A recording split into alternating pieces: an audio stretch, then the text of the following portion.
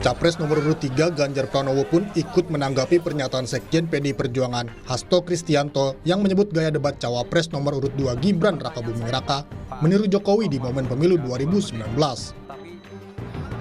Secara singkat, Ganjar bilang ini adalah hal yang wajar karena Gibran adalah anak dari Joko Widodo. Ya namanya juga anaknya. Gibran menyatakan penampilannya di debat Cawapres jadi pembuktian dan menjawab keraguan publik soal kemampuannya. Mungkin kemarin teman-teman juga sudah lihat debat ya.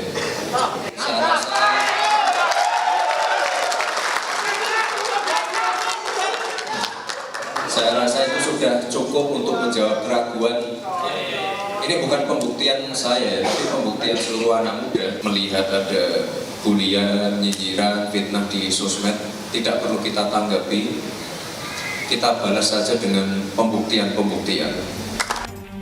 Usai debat Cawapres, Sekjen PDI Perjuangan sekaligus Sekretaris Tim Pemenangan Ganjar Mahfud, Hasto Kristianto, menyebut gaya debat Cawapres nomor urut 2, Gibran Rakabuming Raka, meniru gaya debat Presiden Joko Widodo di momen pemilu 2019. Tapi ini kan suatu pengulangan dari apa yang dilakukan oleh Pak Jokowi pada tahun 2014 ke Pak Prabowo dan Pak Hatta. Sehingga ini adalah suatu question trap yang kemudian seharusnya tidak perlu dilakukan. Dalam debat Cawapres, Gibran bertanya soal State of the Global Islamic Economy, SGIE, atau posisi ekonomi syariah Indonesia secara global ke Cawapres nomor urut 1, Muhaimin Iskandar. Hal yang sama juga pernah dilakukan Joko Widodo dalam debat Pilpres 2019, yaitu bertanya soal TPID atau Tim Pengendali Inflasi Daerah tanpa menjabarkan lebih dulu kepanjangannya. Tim Liputan, Kompas TV.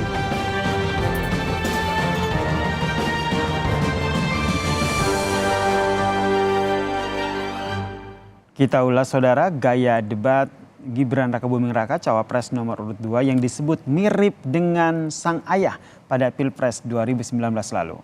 Sudah bergabung di Kompas Malam saudara Direktur Eksekutif Parameter Politik, Mas Adi Prajitno. Selamat malam, salam sehat Mas Adi. Selamat malam, ya Sir. Jadi Mas Adi yang juga ikut menonton debat Cawapres ini juga melihat hal yang sama, gaya debat dari Cawapres nomor urut 2 Gibran Rakabuming Raka ini mirip dengan sang ayah pada Pilpres 2019 lalu.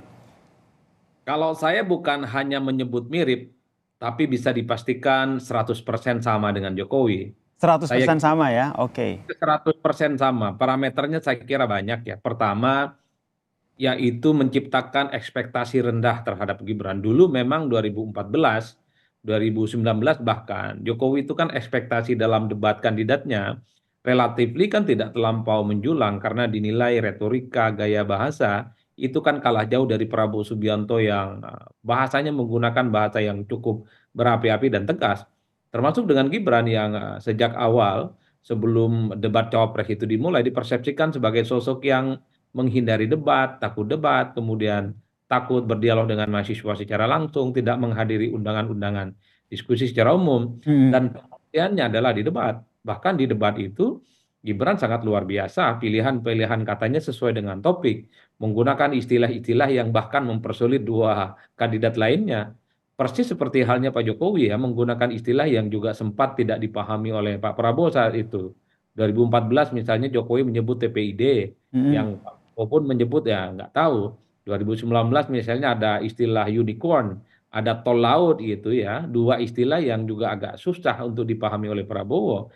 Itu yang menurut saya indikator pertama untuk melihat betapa ada kemiripan dalam menurunkan standar ekspektasi publik yang rendah awal sebelum debat dan kemudian dibalikkan pasca debat di mana Pak Jokowi ataupun Gibran tadi malam gitu ya itu debatnya cukup luar biasa.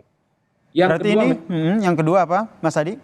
Yang kedua bagi saya sangat sederhana, yaitu Gibran ini seringkali mengulang kata kunci yang selalu menjadi titik berat dalam perdebatan-perdebatan yang itu adalah satu positioning program prioritas dan unggulan. Misalnya Gibran itu selalu mengulang bahwa program ekonomi sebagai upaya untuk menuju Indonesia Emas 2045. Itu kata-kata yang sering diulang. Artinya apa? Pertumbuhan ekonomi, investasi dan pembangunan adalah kunci untuk memenuhi ekspektasi bonus demografi untuk beberapa tahun ke depan. Jokowi juga melakukan itu di 2014 dan 2019. Berarti Tentu ini dianggap oleh tim Gibran Rakabuming Raka ini adalah suatu success story yang bisa diadopsi begitu ya. Seperti kata Anda 100% sehingga bisa menunjukkan bahwa Gibran itu sebenarnya bisa berdebat. betul Mas, betul. Nah, yang ketiga parameter bahwa kita sama dengan Pak Jokowi adalah ketika memperkenalkan program-program populis, Mm-mm. bukan hanya melanjutkan semua hal yang sudah dilakukan oleh Pak Jokowi ya tentang kartu-kartu itu, tentang IKN. Tapi misalnya Gibran dengan Prabowo Subianto memperkenalkan apa yang disebut dengan makan gratis, susu gratis. Mm-mm. Itu kan program populis yang menyentuh persoalan substansial yang dihadapi masyarakat secara langsung dengan anggaran yang cukup fantastis. 400 triliun untuk 82, sekian juta penduduk Indonesia mendapatkan sesuatu yang gratis itu adalah program yang cukup menggiurkan. Ada angin surga kepada mayoritas di Indonesia untuk mendapatkan hal-hal yang sifatnya gratis. Mm-mm. Tapi yang terakhir yang keempat Mas, indikasinya adalah bahwa memang strategi komunikasi politik yang disampaikan oleh Gibran gitu ya. Itu adalah strategi komunikasi yang tentu ada turun langsung ke masyarakat dalam arti istilah-istilah yang digunakan itu adalah cukup sederhana dan cukup membumi. 4 parameter yang saya lihat sebagai ukuran di mana Gibran itu ya sama persis sebenarnya dengan Jokowi Pilpres Mm-mm. 2014 dan 2019. Saya mengatakan di berbagai kesempatan ini Gibran adalah Jokowi versi milenial. Jokowi Ini versi milenial. Oke. Nah, menurut Anda sendiri nanti apakah ini juga turut akan mendongkrak elektabilitas dari capres dan juga cawapres nomor urut 2 ini? Karena itu tadi Jokowi versi milenial begitu. ya kalau kita mau menghitung rata-rata secara umum tanpa debat kandidat sekalipun Mm-mm. sebenarnya elektabilitas pasangan Prabowo dan Gibran ini kan naik secara signifikan karena ada migrasi yang cukup luar biasa terutama dari pemilih Jokowi ya yang di 2019 yang lalu Mm-mm. terafiliasi ke beberapa orang ya secara perlahan memang migrasi dan pindah mendukung Prabowo dan Gibran karena publik tahu bahwa Gibran ini adalah anaknya Jokowi. Jadi kalau ada yang mengatakan bahwa salah satu variabel kunci di Pilpres 2024 adalah faktor Gibran, ya itu tidak terlepas dari faedah elektoral, efek Mm-mm. dari Jokowi yang migrasi dan pindah untuk mendukung Prabowo Subianto, Mas ya. Nah, Oke. yang kedua bagi saya dalam debat kandidat, kalau mau jujur sebenarnya jumlah persentase dukungan publiknya tidak terlampau signifikan. Kalau kita mengacu pada hasil pemilu sebelumnya 2019 misalnya, hanya sekitar 5-6% masyarakat yang masih mungkin mengubah iman politik mereka Setelah setelah menonton debat begitu ya. jadi persentasenya memang nggak terlampau signifikan misalnya di atas 10%. Oke. 5 atau 6% penting Mas, tapi Mhm. kan sesuai dengan keriuhan dan huru-hara yang terjadi di Mhm. hari-hari ini di Oke, mana jadi menurut Mas Adi nanti ke depannya ini gaya debat ala Jokowi begitu nanti akan kembali diadop oleh Gibran bahkan oleh Prabowo begitu capresnya dalam debat-debat selanjutnya? persis Mas, saya kira hakul yakin akan Oke. mengulang strategi debat yang pernah dilakukan oleh Jokowi dalam 2 debat capres 2 kali itu. Kenapa begitu? Karena ada success story. Yang kedua, Baik. pastinya itu menggunakan data-data faktual terukur. Karena apapun, ya Gibran ini adalah orang dalam, anaknya presiden yang saat ini tentu supply data dan informasinya pasti valid dan akurat.